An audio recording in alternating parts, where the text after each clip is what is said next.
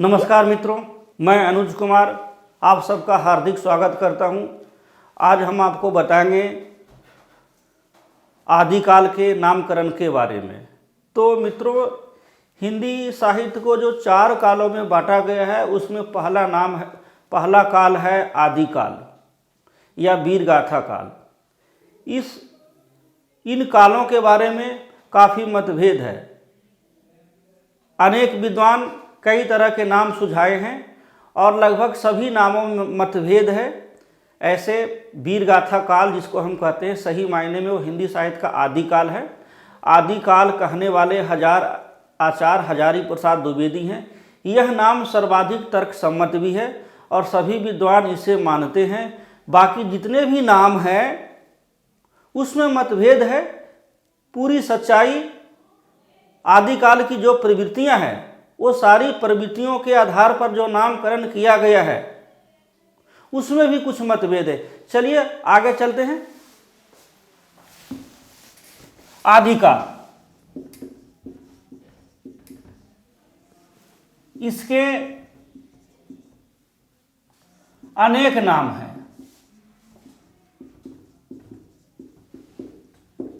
प्रायः सभी नामों में मतभेद है। देखिए, प्रायः सभी नामों में मतभेद है। पहला जो चलता है वीरगाथा काल।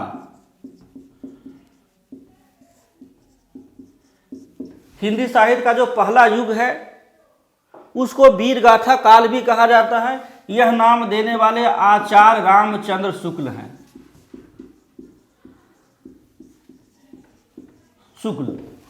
हालांकि यह नाम काफ़ी प्रसिद्ध भी है, लेकिन आदिकाल की जो प्रवृत्ति है, सारी प्रवृत्तियों को यह नाम प्रतिनिधित्व नहीं करता है। आदिकाल में वीरता परक रचनाएं भी नहीं लिखी गई। भक्ति का काव्य लिखा गया, नीति का काव्य लिखा गया, श्रृंगार काव्य भी लिखा गया। हाँ, लेकिन आदिकाल में वीर रस की प्रधानता थी। उसी के आधार पर आचार्य शुक्ल जी ने इसे वीरगाथा काल कहें। उसके बाद आते हैं बीज वपन काल। बीज वपन काल यानी बीज रोपना। हिंदी साहित्य की जो मेन प्रवृत्तियां हैं उस प्रवृत्तियों का आरंभ आदिकाल में हो चुका था। ये वीरगाथा काल कहने वाले आचार्य महावीर प्रसाद द्विवेदी हैं। महावीर प्रसाद द्विवेदी।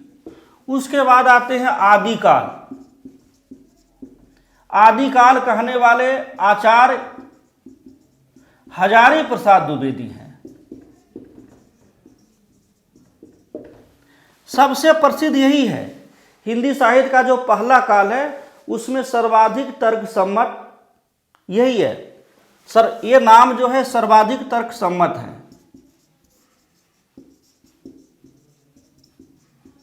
हिंदी की जितनी भी प्रवृत्तियां, हिंदी साहित्य की जितनी भी प्रवृत्तियां हैं इस युग में मिलने लगती है। इसमें प्रश्न आएगा कि हिंदी साहित्य के आरंभिक काल को आदिकाल किसने कहा है, तो आचार्य हजारी प्रसाद द्विवेदी। इसमें से सर्वाधिक तर्कसम्मत कौन है, तो आदिकाल है। अब चलते हैं सिद्ध सामंत काल। सिद्ध सामंत काल, यह काल कहने वाले राहुल सांकृत्यायन है। राहुल सांकृत्यायन, ठीक है। आपसे पूछेगा सिद्ध सामंत काल कौन कहते हैं, तो राहुल सांकृत्यायन कहते हैं। इसके बाद हम आगे चलते हैं।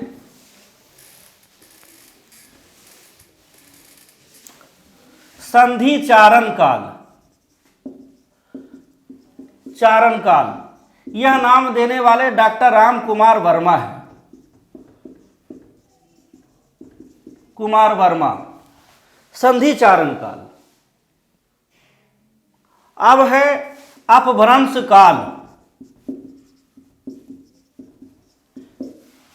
अपभ्रंश काल कहने वाले कई विद्वान हैं, जैसे धीरेन्द्र वर्मा, बच्चन सिंह, हिंदी साहित्य के प्रथम काल को, जिसे आदिकाल कहा जाता है, धीरेन्द्र वर्मा और बच्चन सिंह, इसे अपभ्रंश काल ही कहते हैं। अगला नाम है चारण काल, खाली चारण काल। एक तो संधि चारण काल डॉक्टर राम कुमार वर्मा बोलते हैं, लेकिन खाली चारण काल जॉर्ज ग्रियर्सन कहते हैं। George Grierson.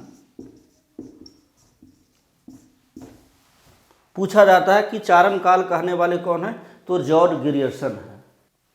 अब है वीर काव्य काल। वीर काव्य काल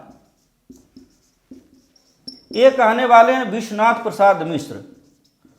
विश्वनाथ प्रसाद मिश्र, जिनकी फेमस बुक है हिंदी साहित्य का अतीत। तो वीर काव्य काल कहने वाले विश्वनाथ प्रसाद मिश्र हैं। चलिए, अब है आरंभिक काल। आरंभिक काल ये कहते हैं मिश्र बंधु। इसी तरह प्रारंभिक काल ये कहते हैं गणपति चंद्रगुप्त।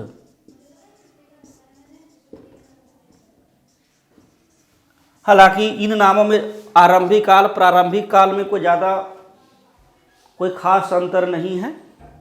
तो आरंभिक काल कहने वाले मिश्र बंधु है, प्रारंभिक काल कहने वाले गणपति चंद्रगुप्त हैं।